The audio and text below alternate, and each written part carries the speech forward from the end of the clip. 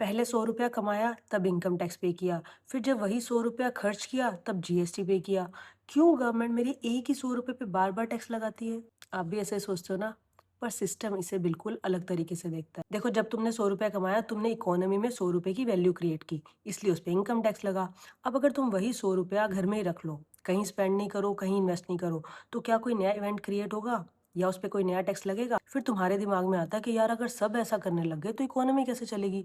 ना किसी को सैलरी मिलेगी, ना कोई बिजनेस ट्रांजैक्शन होगी, क्योंकि कोई नया इवेंट क्रिएट ही नहीं होगा। इसलिए फिर तुम क्या करते हो? अपने वो 100 रुपए को बाहर की हवा लगवाते हो, स्पेंड करके, डिपॉजिट करके या कहीं इन्वेस्ट करके। अब देखो, 100 रुपया तो वही है, लेकिन उसने एक नया इवेंट क्रिएट कर दिया। अब वही 100 का नोट साल भर में कितने लोगों के हाथों से गुजरेगा, और हर बार एक नई वैल्यू क्रिएट करके अपनी असली वैल्यू से कहीं ज्यादा का बिजनेस बना देगा। और बस गवर्नमेंट इन्हीं इवेंट्स के बेसिस पे तो टैक्स लेती है। मतलब जितना पैसा घूमेगा उतने टैक्सेबल इवेंट बनेंगे। तो 100 रुपया तो वही रहता है, लेकिन उसका इकोनॉमिक रोल बदलता रहता है। और हमें लगता है कि एक ही 100 रुपया बार बार टैक्स हो रहा है। और क्या ये जीएसटी में भी टैक्स पे टैक्स लगता है?